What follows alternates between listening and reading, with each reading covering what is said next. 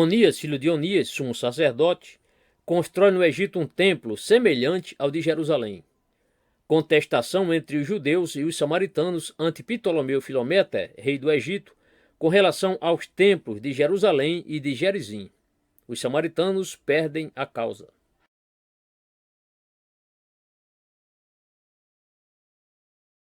Onias, filho de Onias, sumo sacerdote que, como dissemos, se retirara para Alexandria, a Ptolomeu Filometor, rei do Egito, vendo que a Judéia fora destruída pelos macedônios e pelos seus reis, e desejando eternizar-lhe a memória, escreveu ao rei e à rainha Cleópatra para suplicar que lhe permitisse construir no Egito um templo semelhante ao de Jerusalém e lá constituir sacerdotes e levitas de sua nação.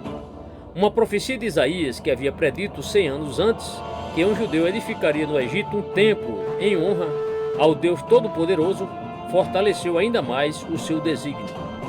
Sua carta assim estava escrita, aspas, quando com a ajuda de Deus prestei a vossa majestade grande serviço na guerra, notei, passando pela Baixa Síria, pela Fenícia e por Leontópolis, que é do governo de Heliópolis, e por outros lugares, que os judeus lá haviam construído diversos templos, sem observar regras necessárias para esse fim, o que causou entre eles grande divergência. Os egípcios cometem a mesma falta pela multidão de templos e pela diversidade de seus sentimentos nas coisas da religião. Mas encontrei em um castelo chamado Bubaste, o Selvagem, um lugar muito apropriado para a construção de um templo, porque lá se encontram animais em abundância e outras coisas próprias para os sacrifícios, e onde já existe um templo meio destruído, e que não está consagrado a divindade alguma, cuja demolição, se vossa majestade o permitir, poderá servir à construção de um outro, em honra ao Deus Todo-Poderoso, que será semelhante ao de Jerusalém, e nele se rogará pela prosperidade de vossas majestades e dos príncipes vossos filhos. Ele congregará todos os judeus que moram no Egito, porque eles aí se reunirão para cantar louvores a Deus, como o predisse o profeta Isaías nestas palavras. Haverá no Egito um lugar consagrado a Deus, isto é, ao que ele acrescenta diversas coisas referentes a este lugar. O rei Ptolomeu e a rainha Cleópatra, a qual era ao mesmo tempo sua mulher e irmã, mostraram a sua piedade em uma resposta cujos termos lançavam sobre Onias todo o pecado, se houvesse naquilo transgressão à lei. Eis as palavras. O rei Ptolomeu e a rainha Cleópatra, a Onias, saudação. Vimos por vossa carta o pedido que nos fazeis de permitir-vos reconstruir o templo em ruínas de Bubaste, o Selvagem, perto de Leontópolis, que é do governo de Heliópolis, e temos dificuldades em crer que seja coisa agradável a Deus consagrar-lhe um templo num lugar tão impuro e cheio de animais. Como nos afirmais, todavia, que o profeta Isaías predisse há muito tempo que isso iria acontecer, nós vô-lo permitimos, caso seja coisa que se possa fazer sem desobedecer a vossa lei, pois não queremos absolutamente ofender a Deus. Onias, depois dessa permissão, construiu um templo igual ao de Jerusalém, contudo um pouco menor e não tão rico. Não lhe citarei as medidas nem os vasos que foram consagrados, pois disso já falei no 7º livro da Guerra dos Judeus.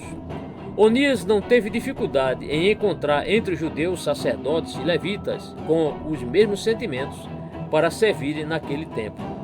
Suscitou-se por aquele mesmo tempo em Alexandria uma tão grande questão entre os judeus e os samaritanos, os quais haviam sob o reinado de Alexandre o Grande construído um templo no Monte Gerizim, que o rei Ptolomeu desejou ser informado a esse respeito. Os judeus diziam que o templo de Jerusalém, tendo sido construído segundo a lei de Moisés, era o único que devia ser reverenciado. Os samaritanos, ao contrário, sustentavam que o de Gerizim era o verdadeiro. O soberano reuniu um grande conselho para decidir a questão e começou por dizer que os advogados que perdessem a causa seriam condenados à morte. Sabeu e Teodósio falaram pelos samaritanos e Andrônico, filho de Messalã, pelos judeus e pelos de Jerusalém. Todos protestaram com juramento diante de Deus e do rei, que não trariam outras provas senão as da Escritura e da lei, e rogaram ao soberano que mandasse matar aqueles que violassem o juramento.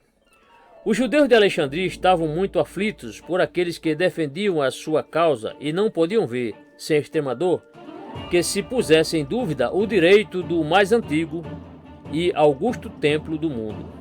Sabeu e Teodósio consentiram que Andrônico falasse primeiro, e ele demonstrou por meio de provas tiradas da lei e pela série contínua dos sumos sacerdotes a santidade e a autoridade do templo de Jerusalém. Provou-as também pelos ricos e magníficos presentes que todos os reis da Ásia haviam oferecido e pela honra que lhe prestaram, os quais não tinham, ao invés, nenhum apreço pelo templo de Gerizim. A isso ele acrescentou outras razões, persuadindo o rei de tal modo que ele declarou que o templo de Jerusalém era o que realmente fora construído conforme as leis de Moisés, e mandou matar Sabeu e Teodósio.